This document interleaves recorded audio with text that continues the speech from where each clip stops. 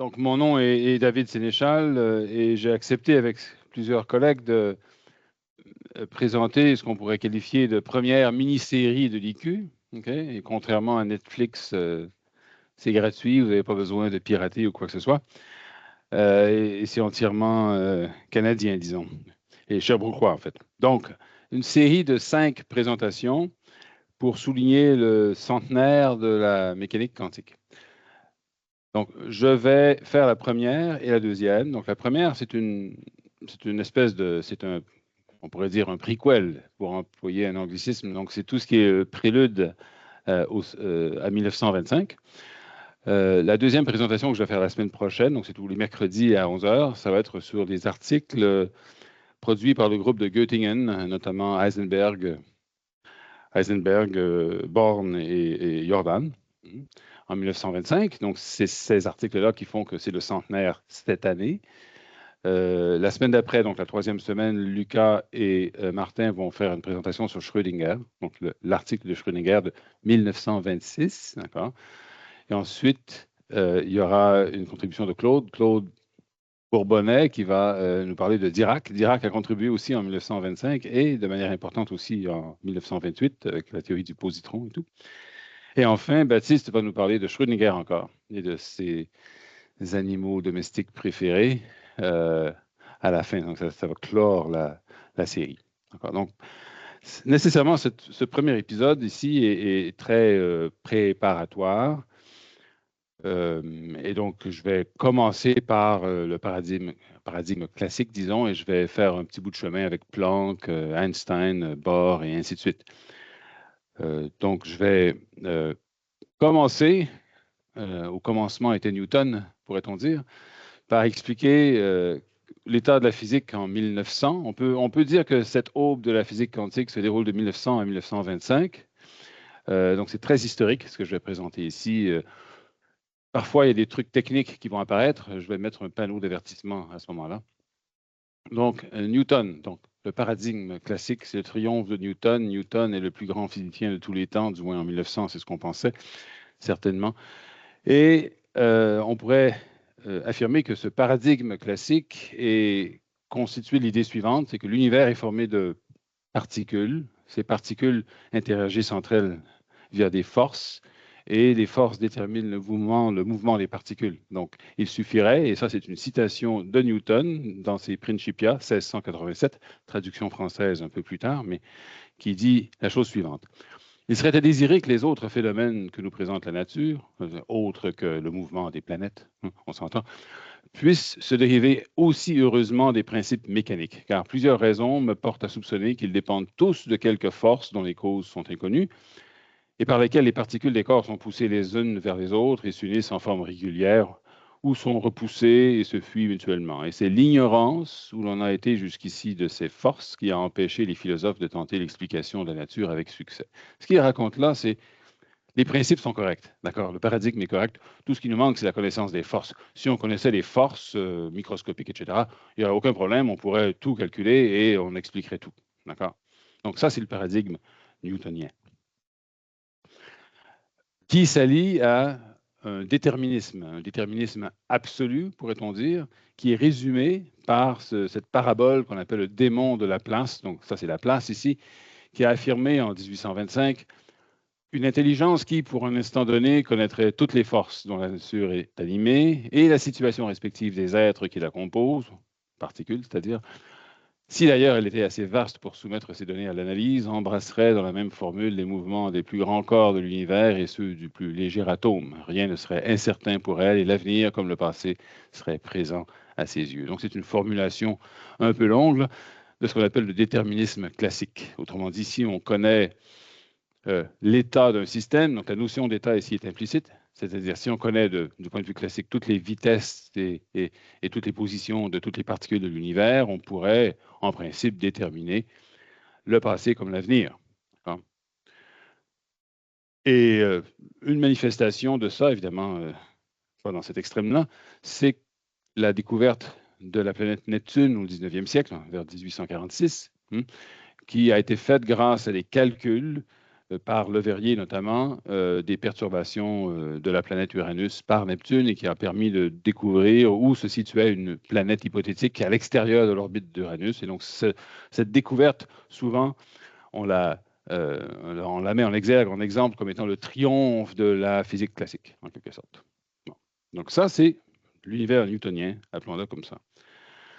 Sauf qu'au 19e siècle, cet univers a été perturbé par un truc assez important, qui est le fait que la nature contient des ondes et pas seulement des particules. Newton avait une théorie corpusculaire de la lumière qui était très complexe et fausse. Donc, à partir de découvertes de Fresnel et de Young, etc., on sait bien au 19e siècle que la lumière est une onde, qu'il y a des ondes dans la nature, et donc on doit élargir le paradigme newtonien à des ondes et à des particules. Le 19e siècle, c'est le triomphe de deux théories, surtout d'une théorie, l'électromagnétisme.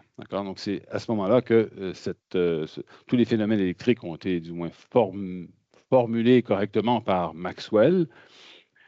Et donc, se pose la question à ce moment-là de la relation entre les ondes et les particules. Je pourrais dire entre le continuum et le discret, donc entre les particules chargées et le champ électromagnétique. C'est un problème important. Et encore en 1900, c'est un problème important. C'est le problème du rayonnement. Comment est-ce que les particules émettent du rayonnement ou absorbent du rayonnement électromagnétique, conjugué à d'autres questions qui n'étaient pas résolues à l'époque. Par exemple, est-ce que l'éther luminifère existe? Est-ce qu'on peut considérer les électrons ou les particules comme étant des espèces de singularités dans un milieu continu, donc des tourbillons dans l'éther? C'était une idée, je dirais pas une théorie, mais une idée à la mode à ce moment-là.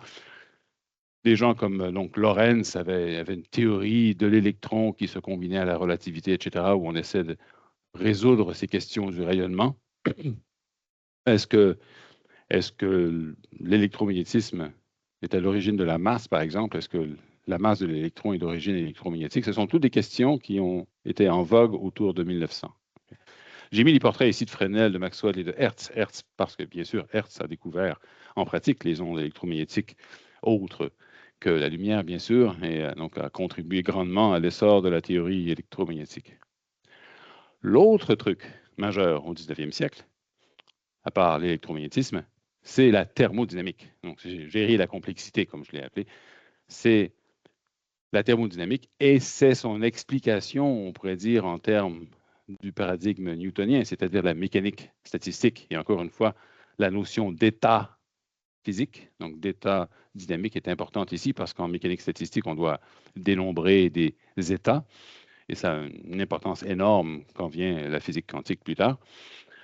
Il faut se rappeler ici que, bon, j'ai mis encore le portrait de Clausius, j'aime bien mettre des images. Clausius, c'est celui qui a formalisé peut-être le plus la thermodynamique, sans faire référence à la nature atomique de la matière. Boltzmann a introduit les notions statistiques. Okay? Il y a Maxwell aussi, donc j'avais déjà mis la photo de Maxwell avant, donc je n'ai pas répété, mais Boltzmann et Gibbs, qui a lui aussi contribué énormément à la mécanique statistique. Et donc, il faut se rappeler qu'en 1900, ce n'est pas tout le monde qui croit aux atomes. La plupart des physiciens, oui, ils vont croire que la matière est faite d'éléments discrets. Ce n'est pas universellement accepté, donc c'est encore un sujet très chaud de pouvoir démontrer la nature discrète de la matière autour de ces années-là. Jean Perrin, notamment, l'a fait avec le mouvement brownien, et ainsi de suite. Et c'est justement là que la physique quantique va apparaître, c'est-à-dire aux confins, à la frontière, frontier physics, on dirait en anglais, là. C'est la frontière de ce qui est connu. C'est aux confins de l'électromagnétisme et de la mécanique statistique, qui sont les deux théories nouvelles à la fin du 19e siècle.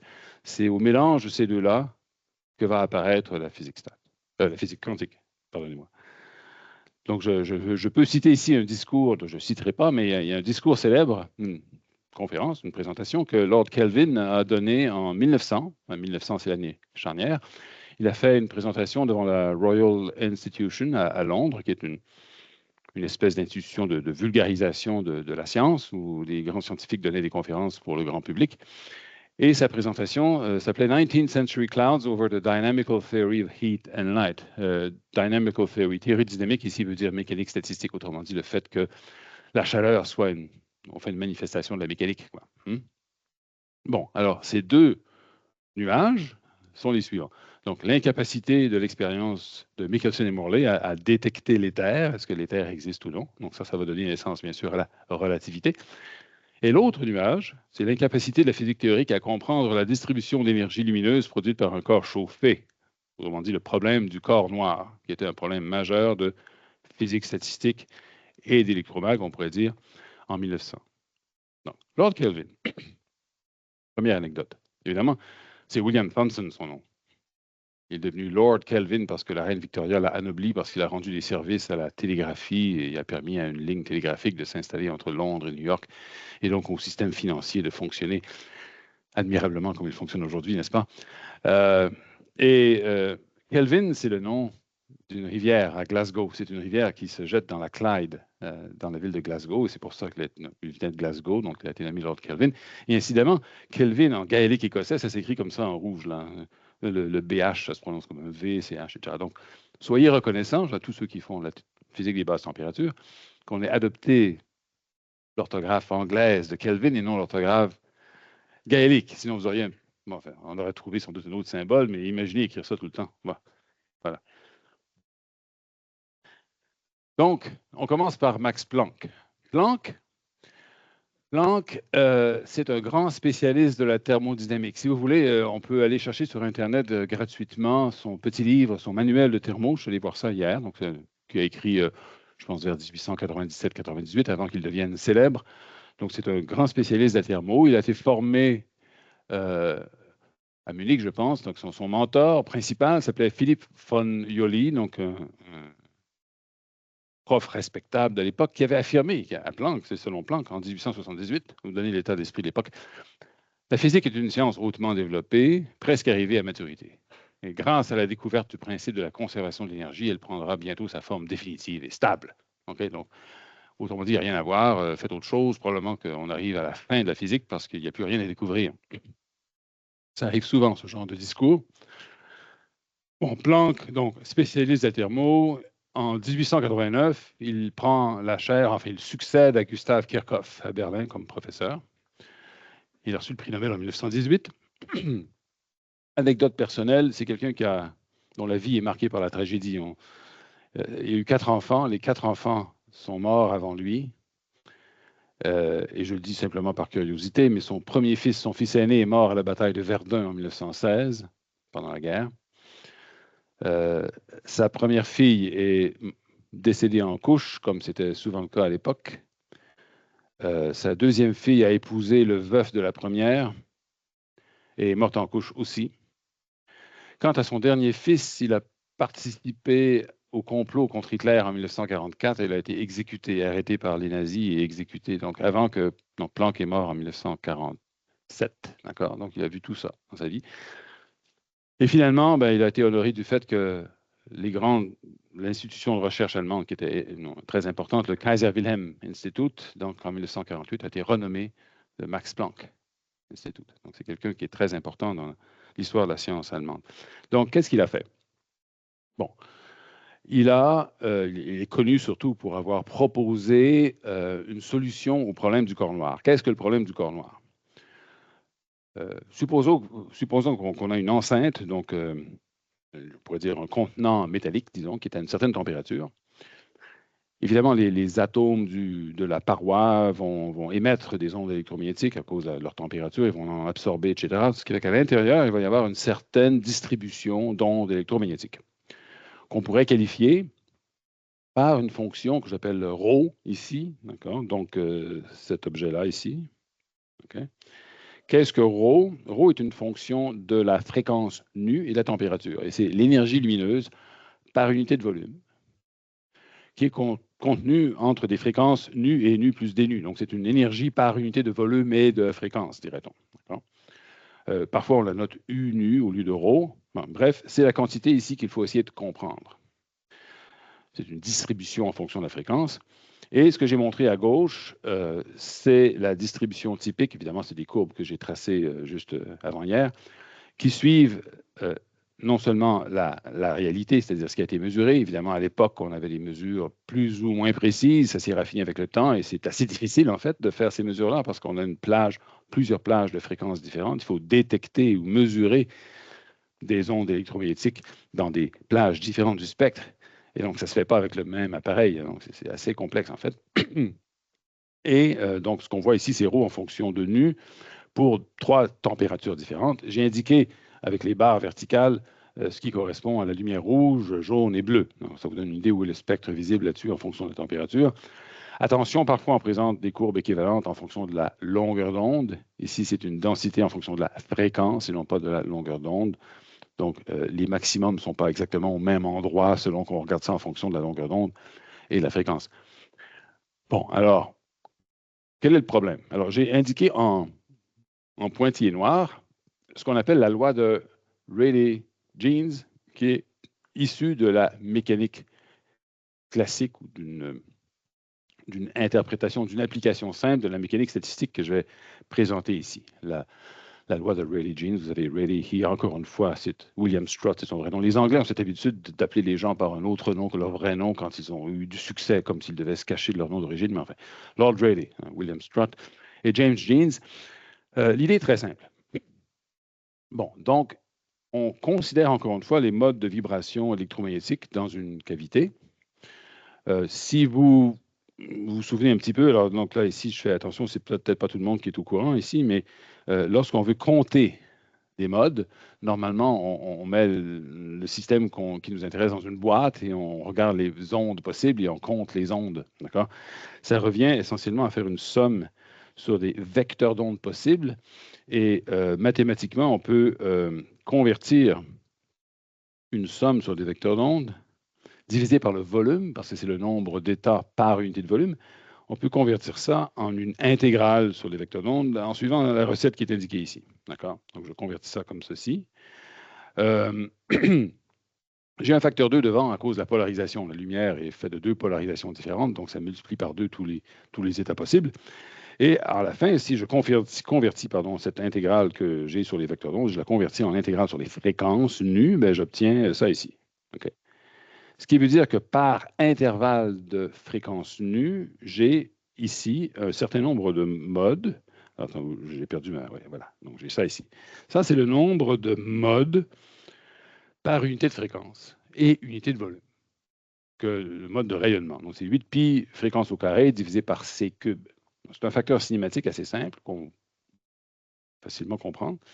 Et tout ce que Rayleigh et Jeans ont fait, essentiellement, c'est de dire que chacun de ces modes est comme un oscillateur harmonique, et donc il va profiter du principe d'équipartition de l'énergie en physique statistique. Il va y avoir une énergie moyenne égale à Kb, la constante de Boltzmann, fois la température absolue, par mode. Okay? Parce que c'est un oscillateur harmonique, en quelque sorte, il y a l'énergie potentielle, il y a l'énergie cinétique dans un oscillateur harmonique. Chacun des deux termes va recevoir une contribution 1/2 fois KBT, on met ça ensemble, ça fait KBT, ce qui fait qu'on aurait la formule qui est en plein milieu ici, qui me dit, oui, d'accord, vous avez une... Oh, pardon, j'ai reculé. J'ai une densité spectrale qui est simplement donnée par 8π nu carré sur c cube fois KBT. C'est l'énergie par unité de volume et de fréquence, et c'est la courbe pointillée que j'ai indiquée ici. Bon, cette courbe, elle a un problème majeur. Okay? C'est la source du paradoxe ici. C'est qu'elle augmente avec la fréquence, comme la fréquence au carré, alors qu'ici, c'est une densité en fonction de la fréquence qui devrait, lorsqu'on l'intègre sur la fréquence, donner un résultat fini, qui serait l'énergie totale par unité de volume. Et donc, quand on a une fonction qui est en nu au carré, bien sûr, l'intégrale sur les fréquences de 0 à l'infini diverge. Hein? Et ce fait inconfortable porte un nom, c'est la catastrophe ultraviolette. Hein? Mais c'est Ehrenfest qui a baptisé, en quelque sorte, ce paradoxe en 1911. Ce n'est pas tellement que Rayleigh et Jeans s'en étaient pas aperçus, mais ils se disaient, bof, c'est peut-être pas très important. Ce qui est important, c'est la distribution qu'on observe aux basses fréquences, et ça fonctionne assez bien aux basses fréquences. Et le fait que ça ne marche pas très bien aux hautes fréquences, oui, c'est sûr, on s'en aperçoit, on n'est pas fou, et c'est probablement que l'équipartition n'est pas valable quand on est aux hautes fréquences, ce qui est ici en fait la réponse correcte. Hein. C'est l'identification de la cause est là. Et curieusement, cette formule de Rayleigh-Jeans, la démonstration que j'ai présentée ici et sa forme définitive, ça a été proposé en 1905. C'est 5 ans après Planck. Hein. Mais c'est quand même le résultat classique. Alors Planck, lui, Planck, lui, va plutôt proposer la formule en rouge au centre. Lors d'une allocution qu'il fait à l'Académie des sciences, je pense, de Prusse, là, à Berlin, le 19 octobre 1900. Donc, c'est pas tout à fait la naissance de la physique quantique, mais presque.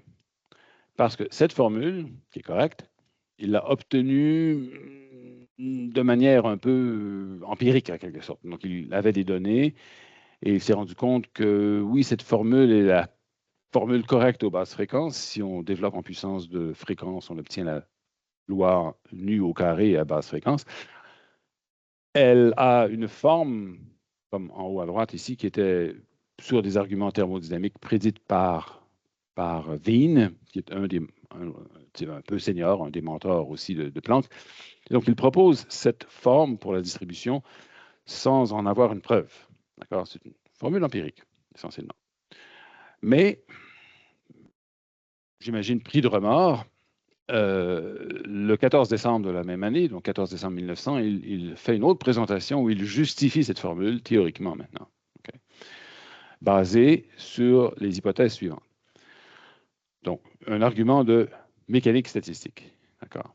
Il suppose que le rayonnement, bien sûr, encore une fois, est composé d'oscillateurs, ce sont les modes de vibration électromagnétique, mais que ces oscillateurs différents ont des énergies ou ne peuvent, je devrais dire, augmenter ou diminuer leur énergie que par un multiple d'une énergie de base, on peut appeler epsilon, qui serait une constante h fois la fréquence. Okay? Il n'est pas en train de dire, contrairement à ce que j'écris ici, que le rayonnement est formé uniquement de ces quantas d'énergie. Dans son premier raisonnement, il suppose uniquement que l'énergie ne peut changer que par h fois la fréquence, pas nécessairement qu'elle est intrinsèquement composée de multiples de h fois la fréquence. Donc, il hésite à affirmer que la discontinuité est fondamentale. Il voit ça comme un truc, okay, qui lui permet, dans un argument statistique, de retrouver sa formule. Et donc, après ça, c'est un raisonnement statistique et je ne sais pas si je devrais avoir le temps de faire en détail, peut-être que je ne le ferai pas. Parfois, quand j'ai trop de maths, je mets un panneau ici qui est un panneau de... Je n'ai pas mis un panneau de détour. Habituellement, j'ai mis, c'est plus local, si on met un chevreuil qui saute, parce que c'est plus parlant. Alors, donc, je n'irai peut-être pas là-dedans, mais essentiellement, il fait de l'analyse combinatoire. Il le fait dans ce qu'on appelle l'ensemble microcanonique, qui est encore plus compliqué que ce qu'on pourrait faire maintenant, en supposant que j'ai n oscillateurs différents et que j'ai p quanta d'énergie qui sont distribués dans ces n oscillateurs différents. Alors, à ce moment-là, le nombre de configurations possibles est donné par cette expression combinatoire. Il calcule l'entropie et de l'entropie, il trouve, par les lois de la thermodynamique, la distribution. Aujourd'hui, on ferait dans les cours quelque chose d'assez différent. On passerait à l'ensemble grand canonique. Alors, rapidement, pour ceux qui l'ont déjà fait, ce n'est pas une preuve pour ceux qui ne connaissent pas, c'est un rappel pour ceux qui l'ont déjà vu. Finalement, on dirait que la fonction de partition est le produit des fonctions de partition des différents oscillateurs et que chaque oscillateur aurait donc une fonction de partition donnée par ceci ici. Oh, j'ai eu un problème avec ma petite manifestement. Hein. Voilà. Chaque oscillateur mènerait à une fonction de partition qui est la somme des différentes possibilités d'occupation. Fois l'énergie est quoi? 0, 1, 2, 3 fois le truc de base. Et en faisant ça, ben, on arrive à calculer la valeur moyenne du nombre de quanta dans chaque oscillateur et ça nous donne, avec les trucs de base, l'énergie moyenne qui est donnée par la distribution de Planck. Bon, mais ça, c'est pour vous rappeler, ceux qui ont fait mécanique stat, mais oubliez ça si vous ne l'avez pas vu. Alors, quelle est la réaction à cette loi de Planck? La loi fonctionne très bien avec les expériences, donc elle est acceptée de manière quasi universelle, je dirais, et on oublie l'hypothèse derrière, l'hypothèse quantique du fait que l'énergie peut juste être échangée en multiples de h nu. Ça finit par tomber un peu, pas dans l'oubli, mais ça fait partie de la poutine de la preuve, mais la loi, elle, est tout à fait acceptée. Planck peut faire quelque chose de remarquable avec cette loi, que j'ai réalisé uniquement hier, en fait. C'est que sa loi lui donne accès à KB, la constante de Boltzmann. D'ailleurs, c'est Planck qui a introduit la constante de Boltzmann. Ce n'est pas Boltzmann, c'est Planck. Une chance qu'on l'appelle, si on l'appelait la constante de Planck, ce serait très mêlant. Donc, on l'appelle la constante de Boltzmann. Parce qu'il peut connaître la constante de Boltzmann, il peut connaître le nombre d'Avogadro. parce que le nombre d'Avogadro est relié à la constante des gaz parfait, R majuscule, hein, par cette relation. N0 est égal à R divisé par KB. Donc, il en déduit le nombre d'Avogadro. Parce qu'il connaît le nombre d'Avogadro, il peut connaître la charge de l'électron, parce que ça, c'est relié à la constante de Faraday pour l'électrolyse, qui était connue aussi. Parce que quand on connaît le nombre d'atomes dans une mole, on connaît effectivement la charge de chaque électron. Et donc, ces estimations de ces constantes fondamentales que Planck a pu faire étaient meilleures que toutes les autres qu'on pouvait faire à son époque. Donc, en fait, la loi de Planck, ce que ça veut dire, au fond, c'est que la loi de Planck nous donne accès au microscopique. C'est une loi qui nous donne accès à la physique microscopique, elle nous donne accès à N0, ainsi de suite.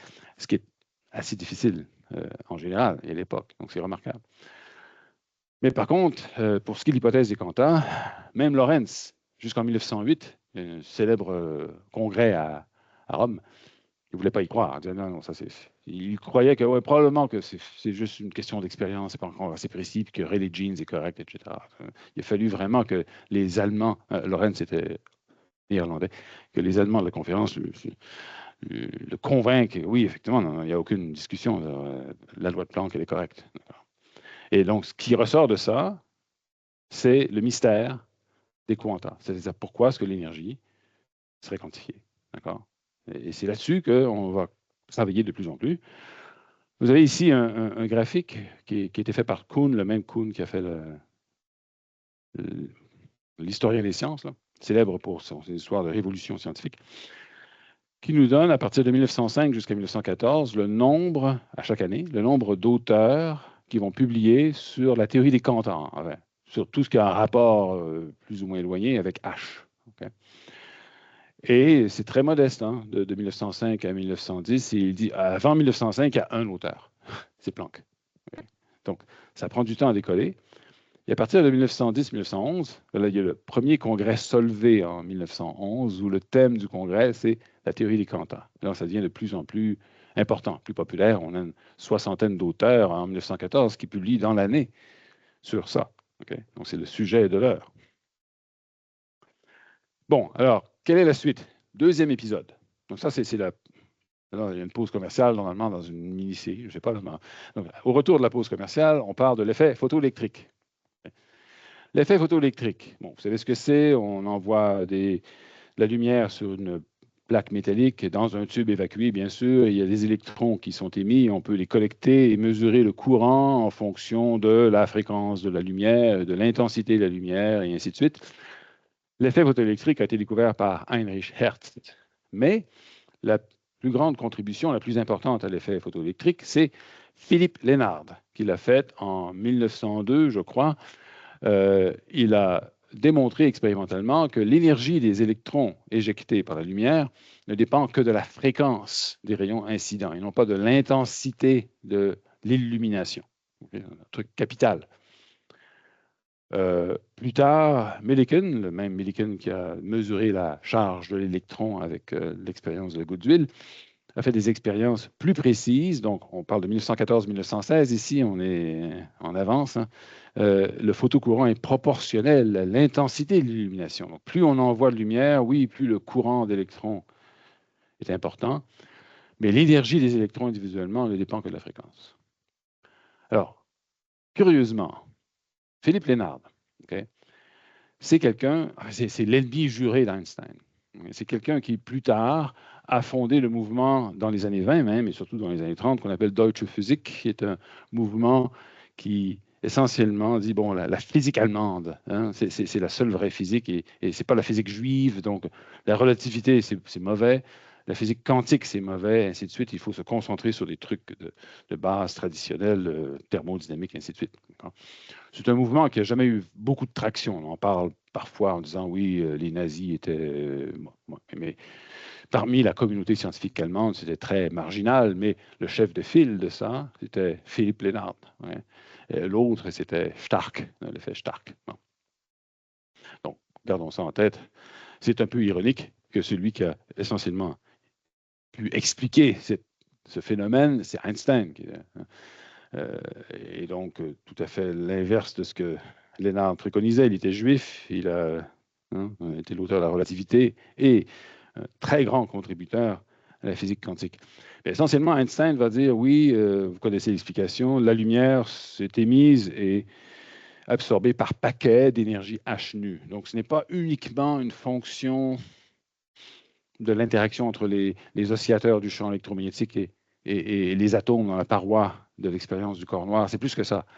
C'est que la lumière elle-même, quand elle sort de l'enceinte, disons qu'elle se propage en paquets d'énergie h nu. C'est plus profond que ce que Planck a supposé. Ce n'est pas uniquement une fonction de l'interaction entre la matière et la lumière, c'est propre à la lumière elle-même. Et c'est pour ça, bien sûr, qu'il va avoir le prix Nobel en 1921.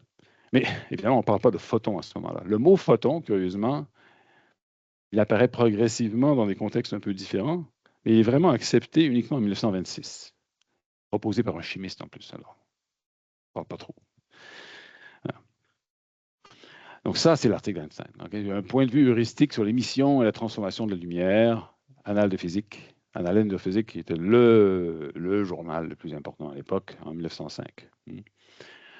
Donc, on pourrait dire que ça, c'est un des papiers fondateurs, mais il ne rentre pas dans notre liste de papiers fondateurs, entre guillemets, parce qu'il est précurseur plus que fondateur. Disons. Autre chose, cette idée des quanta, d'accord? Einstein, en 1907, publie une théorie sur la chaleur spécifique des solides, qui n'a rien à voir avec le corps noir, rien à voir avec la lumière. Et c'est une façon de montrer que H est une constante importante en dehors du problème de l'interaction de la lumière avec la matière. Okay? Donc, sa théorie de la chaleur spécifique des solides vient du problème suivant. Donc, chaque progrès vient d'un problème. Le problème est le suivant. On a une théorie classique basée sur le principe d'équipartition de la chaleur spécifique qui mène à la loi de Dulong et Petit. Chaque atome dans un solide est un oscillateur harmonique, disons, en 3 dimensions. Donc, il devrait, chaque atome individuellement, produire ou avoir une énergie qui est 3 fois kBT, parce que chaque oscillateur, c'est kBT, fois le nombre d'atomes, donc ça donne U égale 3N kBT, et quand on dérive par rapport à la température, pour obtenir la chaleur spécifique, on obtient 3N kB, quelque chose qui est constant, qui ne dépend pas de la température, donc on pourrait augmenter la température, ça ne changerait rien. Okay? En réalité, bon, ça marche assez bien dans plusieurs cas, mais pour certains solides, ça ne marche pas très bien, en particulier le diamant. Le diamant. Comment on fait des expériences de chaleur spécifique sur le diamant, ça me dépasse un peu, mais évidemment, ça prend des petits échantillons. On peut demander une grande subvention pour avoir un gros échantillon, mais bonne chance. Il reste que dans le diamant, il faut vraiment augmenter la température beaucoup, puis on voit que la chaleur spécifique augmente énormément, mais à la température ambiante, elle est assez petite. Okay? Et ça, physiquement, c'est parce qu'il y a les fréquences propres des phonons, des modes d'oscillation dans le diamant sont très élevées par rapport à d'autres matériaux, et donc la température ambiante est trop petite pour saturer cette fréquence-là. On n'est pas dans le domaine, classique, on est dans le domaine quantique, d'accord? Mais c'est vrai pour d'autres matériaux aussi. Et en même temps, quand on diminue la température, on fait l'inverse. Il y a deux façons. On peut chercher des échantillons de diamants très gros ou diminuer la température sur des échantillons normaux d'autres matériaux. J'imagine que c'est la deuxième possibilité qui est plus facile. On se rend compte qu'effectivement, la chaleur spécifique diminue. Donc, Einstein l'explique justement par la loi de Planck, encore une fois, donc en disant, j'ai des oscillateurs, ils ont une énergie moyenne, et quand je prends la dérivée, j'obtiens quelque chose qui contient les mêmes facteurs que Planck et qui va diminuer en fonction de quand je baisse la température, parce que simplement, je n'arrive pas avec l'énergie thermique à activer les fameuses énergies epsilon égale h nu. Bon, donc ça, c'est une explication simple. Bon, évidemment, la théorie de Einstein, elle est hyper simple parce qu'il suppose qu'il y a une fréquence. Okay? C'est comme réduire une bande de phonons à une énergie. Ça va être amélioré par Peter Debye en 1914, je pense. Et oui, d'accord. Et ensuite par toute la théorie du spectre des phonons. Mais il reste que ce qui est important là-dedans, c'est qu'on se rend compte que la notion de quanta intervient de manière indépendante du rayonnement. Ce n'est pas une propriété de la lumière non plus, c'est une propriété fondamentale. Même chose pour un truc aussi banal que la loi des gaz parfaits. Hein. La loi des gaz parfaits, on pense qu'on a tout compris, mais la physique statistique classique est incapable de compter correctement les états. Les états forment un continuum, donc on ne peut pas les compter. On peut définir une mesure, si on veut, de la quantité d'états qui serait dans cette... J'ai un chevreuil ici, là, hein, faites attention. Donc, j'ai une intégrale sur les positions et les quantités de mouvement de toutes les particules du gaz. Et ça me donne une certaine mesure du nombre d'états, mais ce n'est pas un compte. Pour pouvoir les compter, il faudrait que je suppose que chaque petit volume de ce qu'on appelle l'espace des phases contient un état et que ce volume serait donné par h au cube, ce qui est ici 2 pi h bar à la 3 hein, pour chaque particule. Alors, je vais osciller entre h bar et h de temps en temps, ça dépend des équations. Mais en introduisant ce facteur, on peut compter les états. C'est ce que font Sackur et Tétrode dans leur calcul de la fonction de partition. Et ça donne une entropie qui est bon, correcte, en un sens qu'elle a les bonnes unités. Et on peut la voir ici sur ce graphique en orange, okay, en fonction de la température, elle va varier. Mais évidemment, le résultat de Sackur et Tétrode est un résultat classique, même s'il fait appel au dénombrement quantique des états. C'est-à-dire, il ne tient pas compte de l'identité des particules, qu'on a des bosons. Oui, des particules sont indiscernables, c'est important, mais pas que ce soit des bosons ou des fermions, ce qui fait que leur résultat est incorrect à basse température.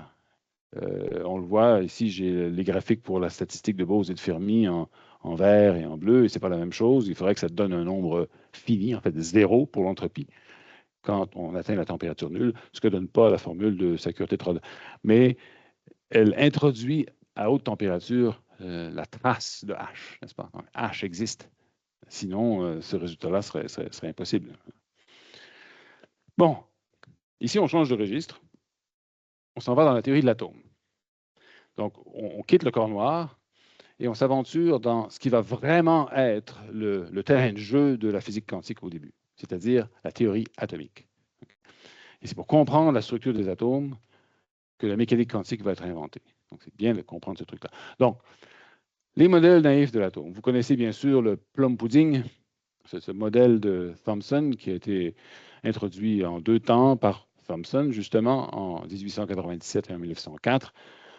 L'atome est une boule de charge positive uniforme dans laquelle on plante des électrons à certaines positions. Il est très naïf de ce point de vue-là. Thomson, il suppose même dans sa publication, il y a des petits dessins ici comme ça en disant l'hydrogène en bas à gauche, l'hélium. Ensuite, ben là, les différents électrons ont des positions bien précises, suivant des polyèdres plus ou moins réguliers pour chaque élément.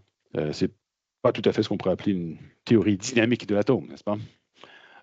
Assez tôt d'ailleurs, bon, Nagaoka, qui est un physicien japonais qui a étudié en Europe, ceci dit, mais en 1904, très tôt, se dit que ça prendrait un modèle dynamique de l'atome. Donc, il faudrait que, par exemple, les électrons soient en orbite autour d'un atome positif.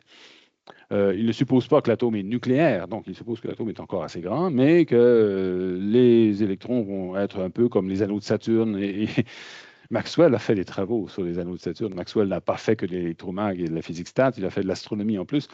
Et il s'est intéressé à la stabilité des anneaux de Saturne. Et effectivement, lui, connaissant les travaux de Maxwell, s'est dit, ben, ça va être pareil. On va avoir des électrons qui tournent autour d'un atome positif. Et ça a inspiré ce monsieur qu'on ne connaît pas très bien, qui s'appelle Arthur Erich Haas. C'est un Autrichien qui est devenu américain par la suite, comme beaucoup d'Autrichiens, après 1945 et même un peu avant, qui a proposé même, en 1910, que, oui, d'accord, appliquons l'idée des quanta à cet atome de Nagaoka, et je vais supposer que, par exemple, l'énergie potentielle de l'électron, pour une raison qui n'est pas spécifiée chez lui, va simplement être égale à h fois la fréquence de révolution de l'électron dans son orbite. Et ça me permet d'identifier le rayon de l'orbite, A, qui est en fait le rayon de bord, qu'on devrait appeler, j'imagine, le rayon de Haas. Mais enfin, l'histoire est comme ça. Haas raconte que lorsqu'il a proposé ça lors d'une conférence à Vienne, quelqu'un a dit, when I lectured to the Chemical Physical Society of Vienna, Lecture referred to the presentation during open discussion as a carnival joke. Autrement dit, c'était le carnaval. Il y a un carnaval à Vienne à chaque année, donc c'était en plein milieu du carnaval. C'était comme si j'avais donné la présentation hier, finalement, le 1er avril. Et donc, c'était vraiment pas bien reçu. Ceci dit, la vision de l'atome avait changé entre-temps. Donc, à partir de 1911, Rutherford et plus tard, ses postdocs, Geiger et Marsden, ont fait des expériences très connues sur la diffusion des particules alpha par les atomes qui ont montré que la charge positive de l'atome était concentrée dans un très petits rayons, plus petits que 10 à la moins 14 mètres. Et donc, cette fameuse expérience de Rutherford, disons, met en contraste le modèle de Thomson où j'ai une immense boule, hein, cet atome-là, qui ne peut dévier les particules alpha que très peu parce que justement le champ électrique est jamais très fort, parce que le champ électrique décroît avec la distance. Et donc, quand on est forcé d'être à l'extérieur de cet atome de Thomson, le champ électrique est faible. Il ne peut pas dévier beaucoup les particules alpha. Mais si le champ électrique, pardon, si la charge positive est concentrée dans un point beaucoup plus petit, à ce moment-là, on peut s'approcher beaucoup plus de l'origine, si vous voulez, et avoir des déviations importantes, et c'est ce qui est observé. Donc, conclusion, l'atome est formé essentiellement d'une sphère positive qui a au plus 10 à la moins 14 mètres de rayon. Et ça cause des déviations importantes aux particules alpha. Et là, se pose la question, bon, qu'est-ce qui arrive aux électrons dans ce cas-là? Donc, Rutherford n'est pas fou, il comprend bien que l'atome classique est instable. Instable. Pourquoi instable? Enfin, il se dit, the question of the stability of the atom proposed need not be considered at this stage, pardon. For this will obviously depend upon the minute structure of the atom and the motion of the constituent charge parts. Essentiellement, not my problem. Il ne veut pas discuter de ce truc-là, et c'est bien que c'est compliqué. D'ailleurs, pourquoi c'est compliqué? Là, j'ai fait une petite simulation, je me suis amusé. Des gens comme Thomson, vous vous souvenez, avaient mis des électrons de manière statique et régulière autour du noyau.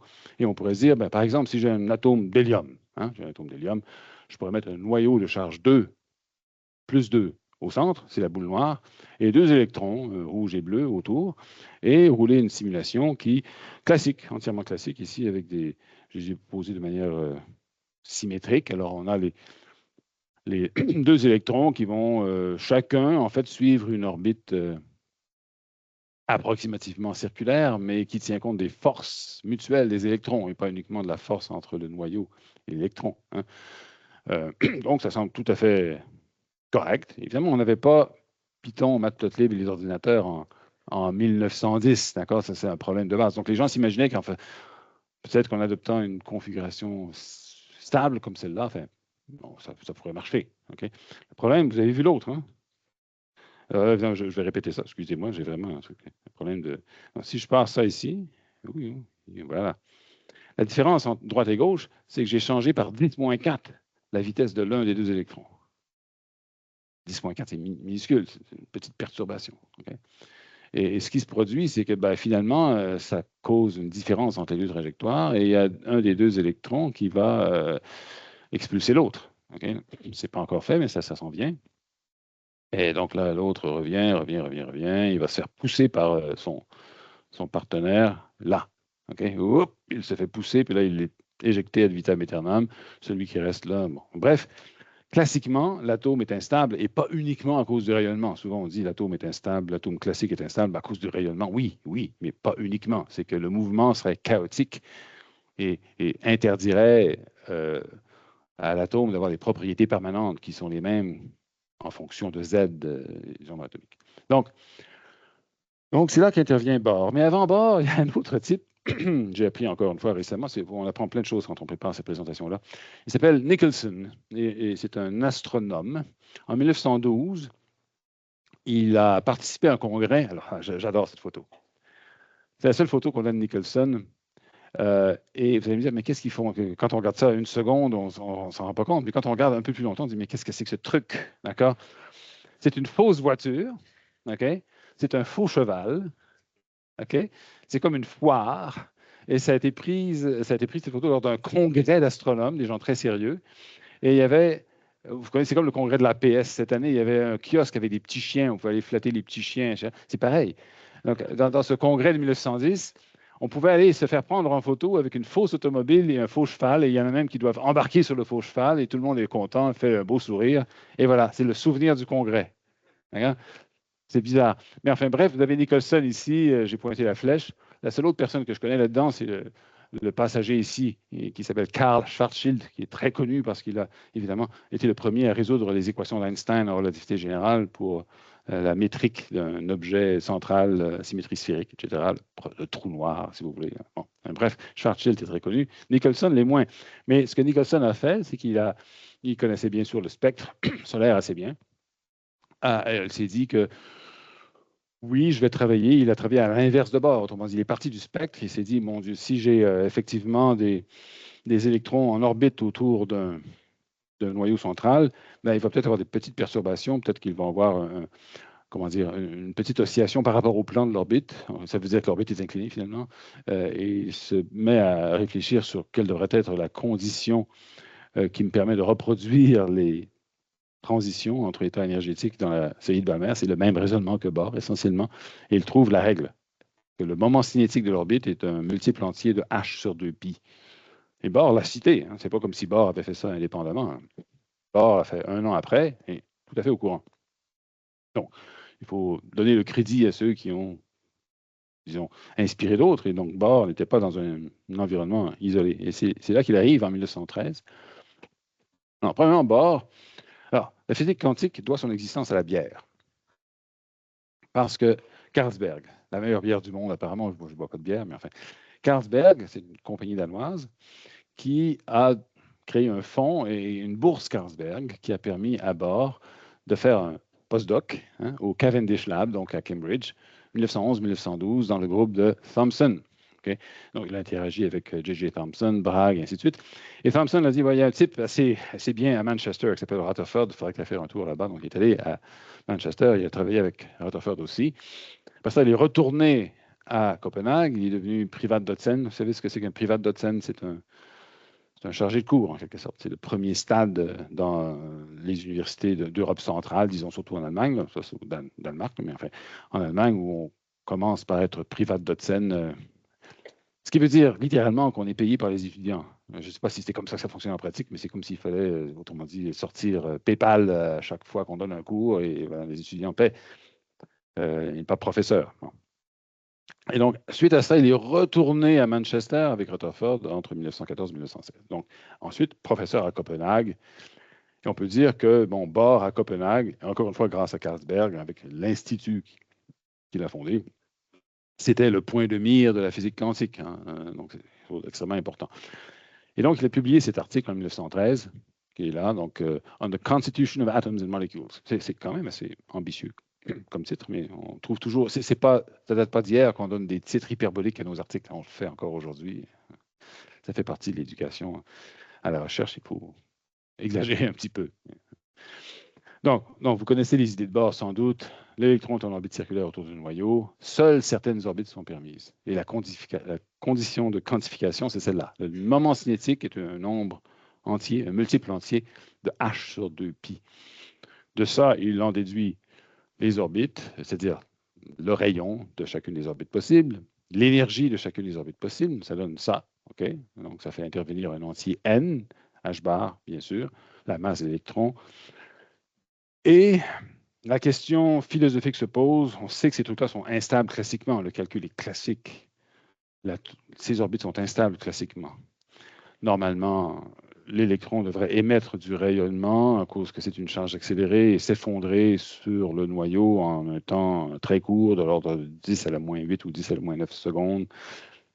Alors, Bohr fait juste décréter que ça ne se produit pas. Donc, il dit non, au fond, il y a des états quantiques dans l'atome, des états qui sont stables par décret. Donc, la physique classique ne s'applique pas. Donc, il faut le dire à un moment donné, et Bohr est un des premiers à le dire. En fait, son grand mérite, c'est de dire qu'effectivement, ouais, ça ne marche pas, la physique classique.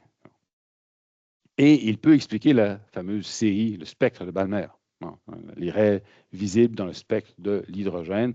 Et ça, avec la bonne constante, ce qu'on appelle la constante de Rydberg. Il la trouve, la constante de Rydberg, en fonction de H bar. C'est quelque chose, c'est un truc énorme. Hein? Parce que là, on peut expliquer un phénomène, encore une fois, le phénomène de la spectroscopie. C'est vieux, la spectroscopie. À l'époque, vous avez ici schématiquement donc, les différents niveaux, orbites de l'atome d'hydrogène. C'est uniquement l'échelle, n'a pas de sens ici, là, mais la série de Balmer, c'est celle qu'on connaissait, c'est avec les longueurs d'onde visibles. Il y avait d'autres séries, la série de Lyman, qui est dans l'ultraviolet, puis les séries suivantes, Paschen, ainsi de suite, qui sont dans l'infrarouge. Mais donc, c'est surtout à l'époque de Bohr, c'est surtout la série de Balmer qui était connue. Donc, énorme comme progrès, donc, mais relativement simple du point de vue formel. Alors, ce qui va raffiner, alors Bohr est le créateur de la première théorie quantique. C'est Sommerfeld qui va pousser les choses un peu plus loin. Donc, on parle de 1916 ici. Alors, Sommerfeld. Sommerfeld, c'est lui à gauche, avec Bohr. C'est lui quand il était plus vieux. Il a fait ses études à Königsberg, donc à Kaliningrad, dirait-on aujourd'hui. Il était prof à plusieurs endroits, surtout à Munich. Il est connu pour être prof à Munich depuis 1906. J'en déduis ici que Aix-la-Chapelle n'était pas une université prestigieuse parce qu'il est passé d'Aix-la-Chapelle à Rennes jusqu'à Munich en 1906. Beaucoup d'étudiants, 4 prix Nobel parmi ces étudiants, Heisenberg, Pauli, Debye, Bethe. Aussi, Peierls, Stuckelberg, Brillouin, Landé, Evald, ça, c'est tous les étudiants de Sommerfeld. OK? Donc, c'est bien. C'est postdoc. Pauling, Rabi, von Lauer, nominé 84 fois pour recevoir le prix Nobel, sans succès. Donc, il ne l'a pas eu. C'est le record du nombre de nominations. OK?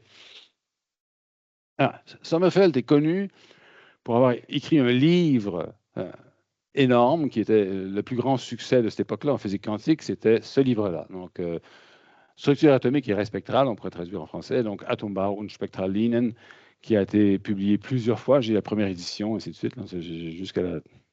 Ensuite, vous avez le nombre de pages, ça augmente tout le temps. Okay?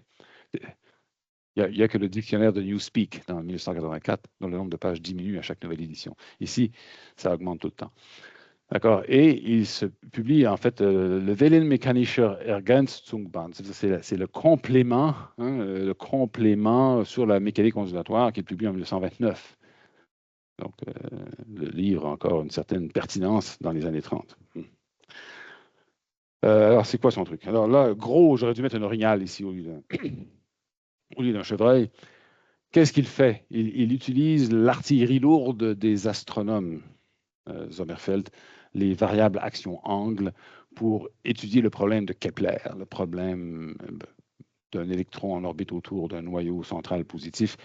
Ça, c'est ce que j'ai écrit là, c'est l'équation de Hamilton-Jacobi en coordonnées sphériques. Ce problème de Kepler est particulier, c'est un problème séparable qu'on peut résoudre exactement avec cette équation en supposant qu'on pour W. Alors, si vous n'avez pas fait mécanique 2, oubliez ça, non, soyez patient pendant une minute. On peut séparer le problème, c'est-à-dire on peut supposer que la fonction ici W est la somme de 3 fonctions pour chacune des coordonnées. Et on peut définir ce qu'on appelle des variables d'action, donc JI, pour chacune des coordonnées aussi. Et la règle de quantification qu'il impose, inspirée de Bohr, c'est que chaque variable d'action, chaque nouvelle coordonnée ou nouvelle impulsion est un multiple entier de H. Ou H bar. H. H bar. H. Je pense que. Là, j'ai peut-être un. Ça doit être H bar. Non, c'est H. Enfin, je pense. Mais bref, il définit de nouvelles variables d'ailleurs, donc le J1, J2, J3, qui sont à l'origine des fameux nombres quantiques qu'on connaît, la quantification, donc le nombre quantique principal, le nombre quantique orbital, le nombre quantique magnétique. Ça vient de Sommerfeld. Okay? Et donc, toute cette modélisation possible des atomes et cette caractérisation en fonction de nombres quantiques, c'est Sommerfeld. Juste pour vous indiquer ici, donc je vais passer ça si je n'ai pas le temps, une idée, d'accord? Par exemple, il y a un des nombres, le n, le nombre quantique principal, est en rapport avec le demi-grand axe de l'orbite. L'orbite peut être elliptique. Et donc, pour un n donné, le demi-grand axe est constant. Alors, j'ai ici dessiné différentes orbites elliptiques. Circulaire, c'est un extrême. La ligne droite bleue, c'est un autre extrême. C'est une ellipse extrêmement aplatie. Toutes ces ellipses ont en commun que la largeur est la même. Donc, c'est la même valeur de n. C'est comme ça qu'on pourrait le représenter. D'accord? Et ça correspond, dans ce cas-ci, à différentes valeurs de L, le nombre quantique orbital. Donc, L égale 0, c'est la droite. Il n'y a pas de moment cinétique parce que la particule est en oscillation linéaire autour du noyau, curieusement. C'est comme ça qu'on le voit à ce moment-là. En plus, le nombre magnétique, le M, va refléter donc la composante du moment cinétique selon l'axe Z choisi d'avance, ce qui va nous permettre de quantifier spatialement les orbites, c'est-à-dire d'avoir des orientations bien précises. Et donc, l'image de l'atome qu'on a gardé, enfin, l'espèce de logo atomique qu'on a depuis cette époque-là, c'est ça. Ça vient de Sommerfeld. L'espèce de différentes orbites elliptiques. En plus de ça, Sommerfeld, il a trouvé ce qu'on appelle la structure fine du spectre. Autrement dit, il a dit, bon, on va appliquer ça à la relativité en plus. Donc, je vais prendre l'expression de l'énergie cinétique qui est ici, P carré sur 2m, et je vais lui appliquer une correction relativiste, OK? Qui donne une correction P4 sur M cube C2. Et il se trouve que bon, l'énergie va dépendre de L et non pas seulement de N à ce moment-là. Et ça donne une correction à l'énergie qui est écrite ici et ça donne une structure fine au spectre dans les séries de Balmer et d'autres séries. Et ça lui permet d'introduire cette constante alpha qui est ici, 1 carré sur h bar c divisé par 1 sur 4 pi epsilon 0, qui est à peu près égal à 1 sur 137, qui vaut donc en 1916, qui a cette valeur, qui est à peu près 1 sur 137, donc ça n'a pas tellement changé depuis ce temps-là, OK? Et qui nous lui permet de caractériser la structure fine. C'est un grand succès. Donc, Sommerfeld, c'est le Bohr plus, plus, plus. Donc, là, ici, j'explique la structure fine. Vous avez ici, ça, c'est le niveau n égale 2. Donc, ça, ici, c'est des énergies en rapport avec l'énergie du fondamental de l'hydrogène. Vous avez un niveau dans l'atome de Bohr. Et avec la structure fine, le niveau 2, n égale 2, se sépare en deux. Okay, comme ça ici. C'est ça la structure fine. Bon, il y a des raffinements en plus, d'accord? Il y a des termes de Darwin, etc. La structure fine va dépendre, bien sûr, aussi d'autres corrections. Et en plus, on peut mettre un champ magnétique, puis c'est plus compliqué. Mais la structure fine, c'est ça. Ce n'est pas des énormes différences d'énergie. L'échelle ici est pratiquement très resserrée. OK. Alors, la quantification. Sommerfeld n'est pas le seul qui a établi cette règle de quantification. Il y a aussi Wilson. On dit souvent que ce sont les règles de Sommerfeld-Wilson. Alors, je dois dire, oui, ce n'est pas le seul. Wilson aussi, mais c'est moins connu. Autre chose, il y a une notion qui... Pourquoi les variables d'action? Pourquoi c'est important? Et parce qu'on s'est rendu compte à l'époque, on essayait de comprendre pourquoi ce serait quantifié. Et Ehrenfest avait avancé l'idée que, oui, mais les variables d'action dans un système physique, comme un pendule par exemple, sont invariantes lorsque je fais des changements adiabatiques des paramètres du système. Et l'exemple du pendule est celui qu'on donne tout le temps. Vous avez un pendule avec une certaine longueur de corde, il a une fréquence propre, okay? Vous le mettez en oscillation, et là, on tire lentement sur la corde. On raccourcit le pendule en tirant sur la corde à travers le plafond, et ben, la fréquence va changer. Oui, d'accord, la longueur change. Mais ce qui ne changera pas, si on tire lentement, c'est la valeur de l'action. La variable d'action ne changera pas. Alors, pourquoi est-ce que c'est la variable d'action qui est quantifiée? On disait, ben, ça doit être parce qu'il y a un truc là-dedans qui est relié aux invariants diabétiques. C'est quelque chose de fondamental. Okay? C'est insensible aux perturbations. On est encore dans cette espèce de dynamique classique, là, cette idée que la mécanique classique est encore bonne. Il faut juste voir comment elle s'applique précisément au modèle atomique. Alors, les chimistes, eux, ils n'étaient pas en reste. Parce que dès 1900, dans les années 10, ils sont embarqués dans le jeu aussi. Alors, on est des physiciens ici et on a tendance à ignorer les contributions des chimistes. C'est très, très malheureux. Est-ce qu'il y a des chimistes dans la salle? Levez la main. Vous avez... Ah, OK. Okay. Vous n'avez pas honte? Non, c'est correct. C'est parfait. OK.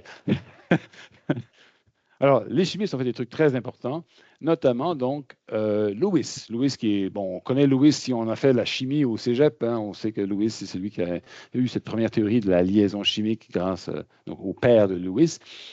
Il avance cette idée, effectivement, et Langmuir aussi, qui est un rival en réputation avec Lewis, qui a, dans cet article, publié, en fait, ce truc, cette idée que les molécules, comme par exemple ici, ce serait le CO2, la molécule de CO2, que les électrons dans cette molécule de CO2 seraient disposés d'une certaine manière, statique. C'est un peu comme ça fait un peu Thomson, n'est-ce pas? Donc, et donc, cette idée, mais il y a le partage des électrons, c'est important.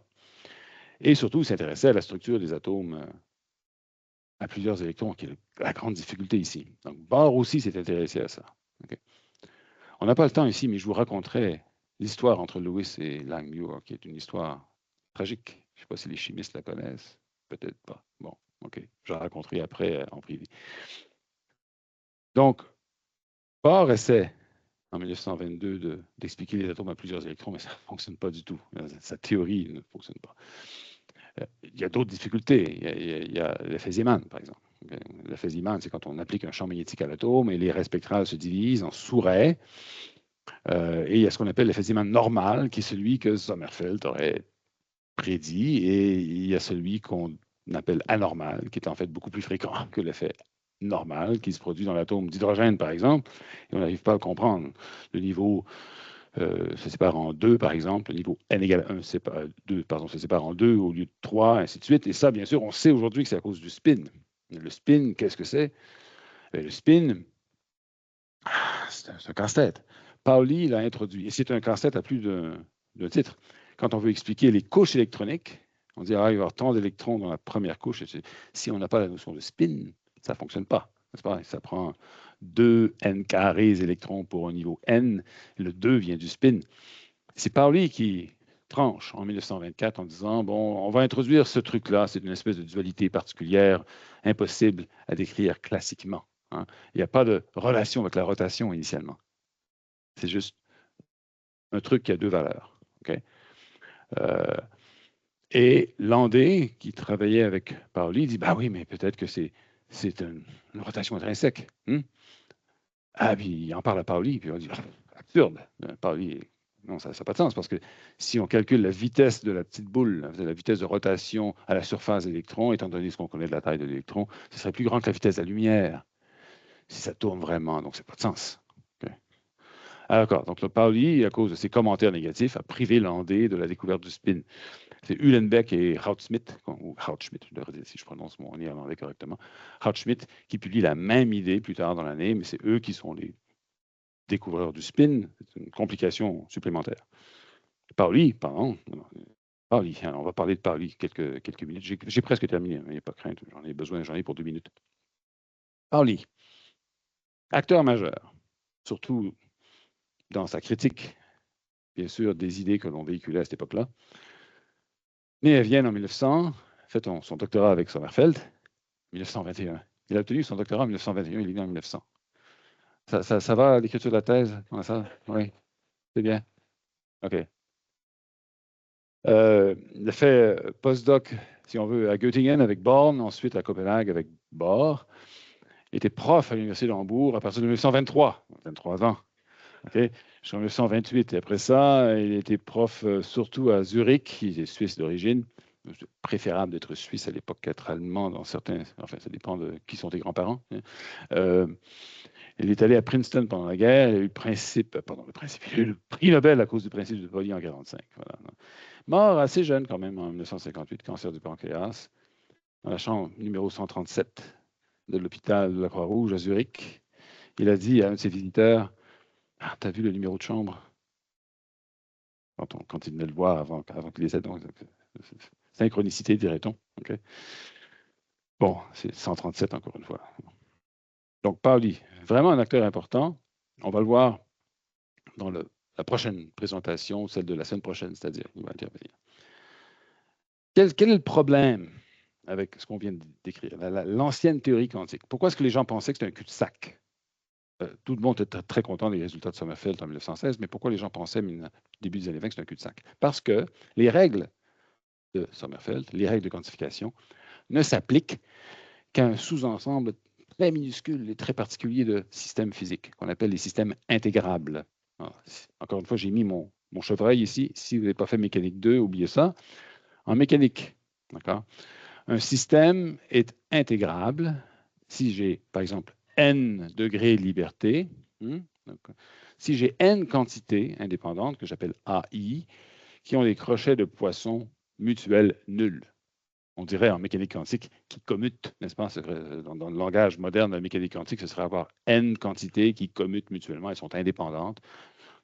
Et on a besoin de ces n quantités pour appliquer ce qu'on appelle un écoque en mécanique quantique, un ensemble complet d'observateurs qui commutent, mais il faudrait avoir des nombres quantiques pour chacun de ces trucs-là. Donc, bref, très rare cette condition d'intégrabilité. On perturbe un petit peu l'atome d'hydrogène avec autre chose, où on fait un atome d'hélium, puis ouf, c'est perdu. Dès que le chaos s'installe, classiquement, on perd cette condition-là. Et donc, on peut même pas formuler la mécanique quantique de l'époque ou la physique quantique pour un système non intégrable. C'est pas qu'on ne sait pas résoudre les équations, on ne sait pas les poser. Donc, la théorie elle-même est incomplète. On peut faire ça pour le problème de Kepler, l'oscillateur harmonique, sans problème. Ce sont des problèmes intégrables, des systèmes intégrables. Donc, c'est un gros problème. L'autre problème, même pour l'atome d'hydrogène, c'est qu'on peut expliquer où sont les raies spectrales, mais on ne peut pas expliquer leur intensité. Pourquoi tel ray est plus intense que tel autre ray? Okay? Et ça, c'est le problème. Vous allez me dire, c'est un détail. Ouais, c'est ça qui va mener aux travaux d'Heisenberg, en fait. Les travaux d'Heisenberg vont être motivés par ce désir de comprendre l'intensité des raies spectrales.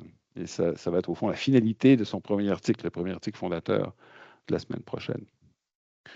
Enfin, je dois signaler, j'ai donné l'an dernier une conférence sur De Broglie. Okay? Et De Broglie est un j'allais dire un électron libre, c'est quelqu'un qui est en dehors de la scène ici. Hein, d'accord? Il y a toute une sociologie de la science de cette époque-là, dont je vais en reparler la semaine prochaine, mais De Broglie est à Paris. La science quantique, ça se passe en Allemagne, pas principalement à l'époque. Il n'y a pas de dialogue entre les deux.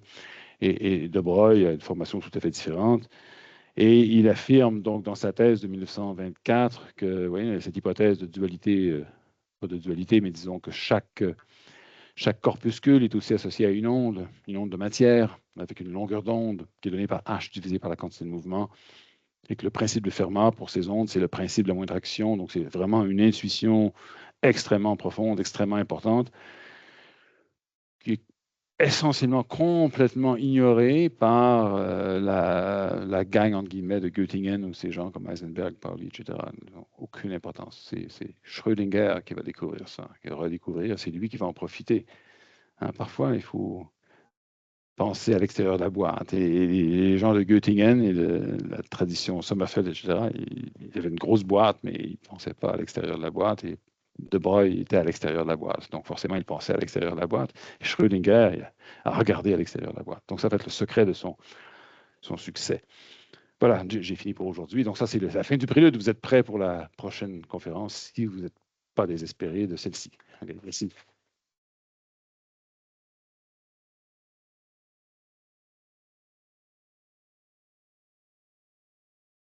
Merci.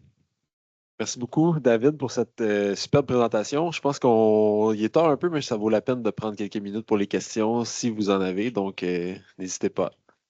Questions dans la salle. Qu'est-ce que Les, H? Non, les gens ne sont clairement pas désespérés. Ils vont être là la je ne semaine sais pas. prochaine. Hein? On verra.